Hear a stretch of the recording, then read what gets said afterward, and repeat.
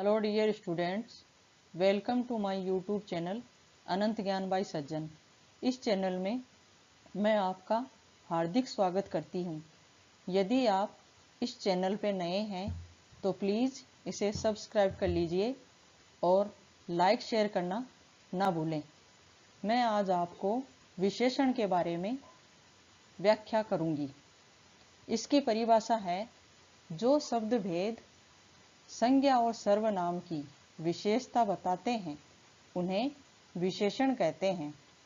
अर्थात जिन शब्दों के द्वारा हमें संज्ञा और सर्वनाम शब्दों की विशेषता प्रकट होती है उन्हें विशेषण कहते हैं। जिसका उदाहरण है, काली गाय अधिक दूध देती है। इस उदाहरण में काली और अधिक ये दोनों शब्द विशेषण के पर्याय हैं। अर्थात एक काली गाय है जो अधिक दूध देती है। काली गाय की विशेषता क्या है? अधिक दूध देना। दूसरा उदाहरण है, कुछ लोग यहाँ आ रहे हैं। यानी लोग तो खड़े हैं लेकिन कितने हैं? कुछ। लोगों की क्या विशेषता है? कुछ लोग यहाँ आ रहे हैं। इन दोनों वाक्यों में काली, अधिक और कुछ ये तीनों शब्द विशेषण के पर्याय हैं। विशेषण और विशेष्य। जो शब्द संज्ञा या सर्वनाम की विशेषता बताते हैं वह विशेषण कहलाते हैं, और जिन शब्दों के जरिए संज्ञा या सर्वनाम की विशेषता बताई जाती है वह विशेष्य कहलाते हैं।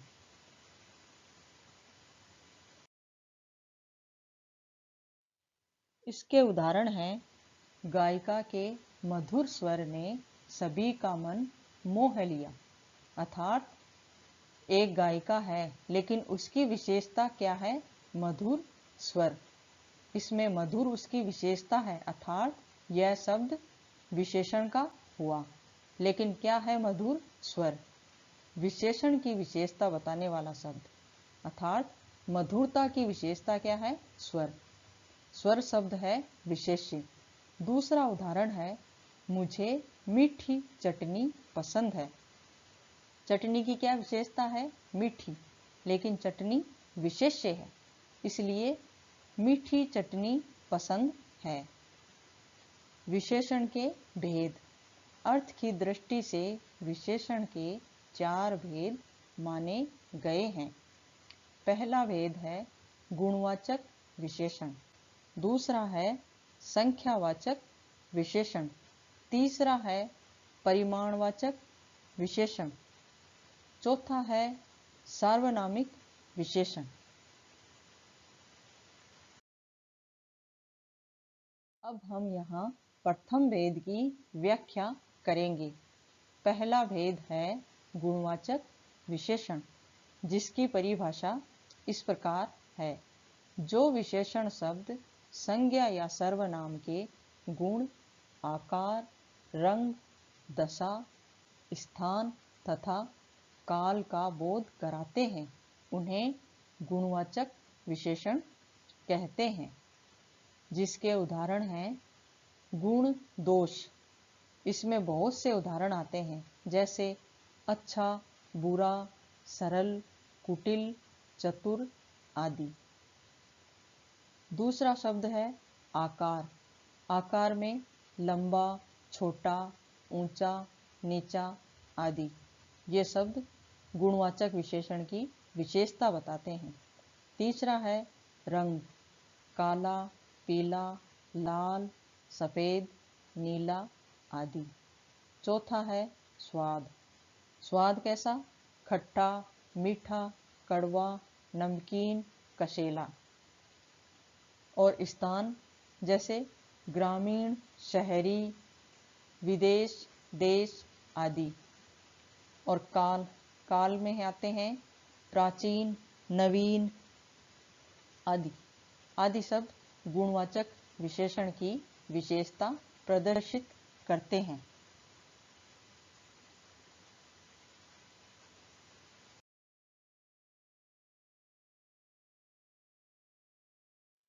दूसरा भेद है संख्यावाचक विशेषण, जिसकी परिभाषा ये है: संज्ञा या सर्वनाम की संख्या संबंधी विशेषता बताने वाले शब्द संख्यावाचक विशेषण कहलाते हैं। इसके उदाहरण हैं: कक्षा में 50 लड़के बैठे हैं। दूसरा है मेले में 100 व्यक्ति खड़े थे। अर्थात इन दोनों वाक्यों में 50 और 100 एक संख्या को प्रदर्शित करते हैं, इसलिए यहाँ संख्यावाचक विशेषण उपस्थित है। अब संख्यावाचक विशेषण के दो भेद माने गए हैं। पहला भेद है निश्चित संख्यावाचक विशेषण और दूसरा भेद है अनिश्चित संख्यावाचक विशेषण।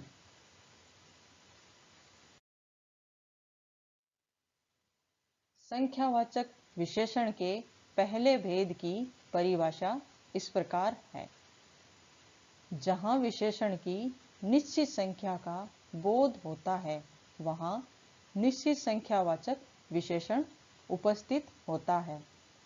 इसका उदाहरण है कक्षा में 20 बच्चे बैठे हैं। अर्थात हम निश्चित हैं कि कक्षा में कितने बच्चे हैं, 20 बच्चे हैं। ये 20 शब्द एक संख्या को प्रदर्शित करता है। दूसरा भेद है अनिश्चित संख्यावाचक विशेषण, जिसकी परिभाषा इस प्रकार है: जो विशेषण की अनिश्चित संख्या का बोध कराते हैं, अर्थात उस संख्या के संबंध में हम निश्चित नहीं हैं, हमें पता नहीं है कि वहाँ कितने हैं, क्या है, कैसा है। इसका उदाहरण इस प्रकार है: कुछ लड़के मैदान में खेल रहे हैं। कुछ व्यक्ति वहाँ दूर खड़े हैं। दोनों शब्दों में हम निश्चित नहीं हैं कि कितने लड़के मैदान में खेल रहे हैं या कितने व्यक्ति वहाँ दूर खड़े हैं। विशेषण का तीसरा भेद है परिमाणवाचक विशेषण, जिसकी परिभाषा इस प्रकार है: संज्ञा या सर्वनाम की माप तोल संबंधी विशेषता को प्रकट करने वाले शब्दों को परिमाणवाचक विशेषण कहते हैं। परिमाणवाचक विशेषण के दो भेद होते हैं, जिसमें पहला है निश्चित और अनिश्चित परिमाणवाचक विशेषण।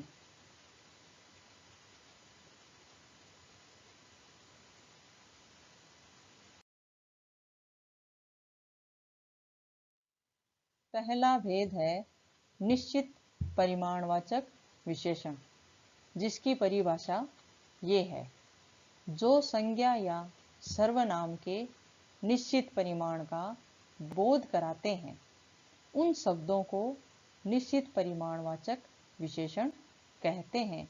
अर्थात जिन शब्दों के जरिए हमें निश्चित मात्रा का बोध होता है, माप तोल का बोध होता है, वहाँ निश्चित परिमाणवाचक विशेषण उपस्थित होता है। इसका उदाहरण है 4 लीटर दूध लेकर आओ। यानी कि हमें पता है कि हमें कितना दूध लेकर आना है, इसलिए हम यहाँ निश्चित हैं कि हमें 4 लीटर दूध लेकर आना है।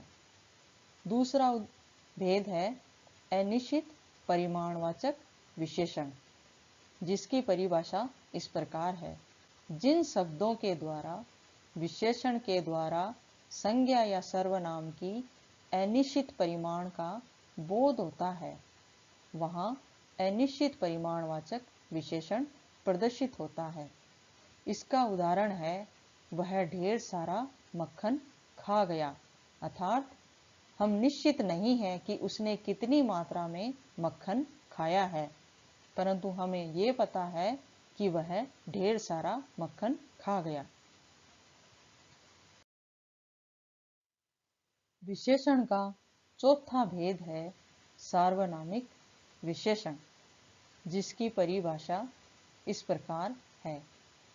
जो सर्वनाम शब्द संज्ञा के विशेषण के रूप में अपने सार्वनामिक रूप में ही प्रयुक्त होते हैं उन्हें सार्वनामिक विशेषण कहते हैं।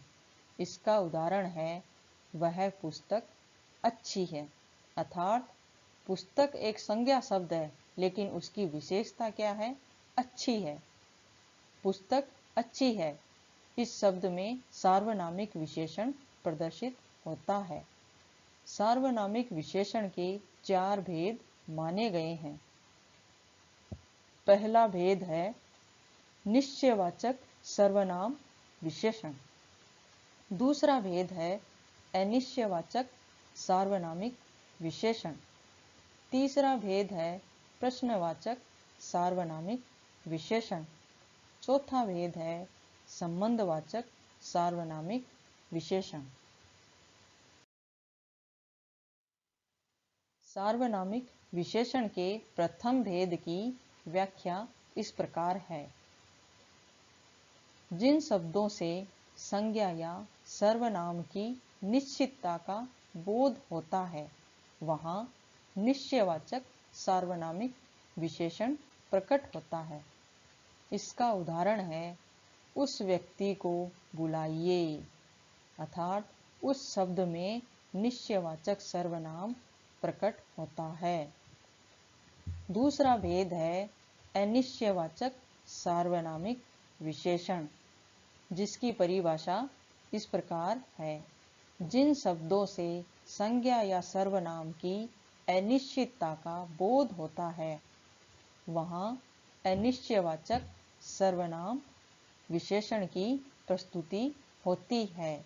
इसका उदाहरण है छत पर कोई खड़ा है, अर्थात हम वहाँ निश्चित नहीं हैं कि छत पर कौन खड़ा है, परंतु हमें यह पता है कि वहाँ कोई खड़ा है। तीसरा भेद है प्रश्नवाचक सार्वनामिक विशेषण, जिसकी परिभाषा इस प्रकार है। जिन विशेषण शब्दों से संज्ञा या सर्वनाम से संबंधित प्रश्नों का बोध होता है वहाँ प्रश्नवाचक सार्वनामिक विशेषण प्रकट होता है। इसका उदाहरण है वहाँ मैदान में कौन छात्र दौड़ रहा है। इस वाक्य में कौन शब्द प्रश्नसूचक शब्द है जो एक प्रश्न को प्रदर्शित करता है। दूसरा वाक्य है वहाँ लोग क्या कर रहे हैं, अर्थात क्या शब्द विशेषण का पर्याय है जो प्रश्नवाचक चिन्ह लगाता है। चौथा भेद है संबंधवाचक सार्वनामिक विशेषण, जिसकी परिभाषा इस प्रकार है। जिन शब्दों से एक संज्ञा या सर्वनाम का संबंध वाक्य में प्रयोग अन्य संज्ञा या सर्वनाम शब्दों के साथ जोड़ा जाता है वहाँ संबंधवाचक सार्वनामिक विशेषण होता है। इसका उदाहरण है जो घड़ी मैंने कल खरीदी थी वह खो गई, अर्थात यहाँ 2 वाक्य हैं। पहला वाक्य है कि घड़ी मैंने कल खरीदी थी, दूसरा वाक्य है कि वह खो गई। इन दोनों वाक्यों को जो और वह के जरिए जोड़ा गया है, अर्थात जो घड़ी मैंने कल खरीदी थी वह खो गई है। और इसका दूसरा वाक्य है जिस कार्य को करने से नुकसान होता है उस पर विचार करना मूर्खता है, अर्थात यहाँ भी 2 वाक्य हैं। पहला वाक्य है कार्य को करने से नुकसान होता है, परंतु लेकिन दूसरे वाक्य को उसके साथ जोड़ा गया है। यहाँ पर जो और वह दोनों शब्द संबंधवाचक सार्वनामिक विशेषण की विशेषता बताते हैं।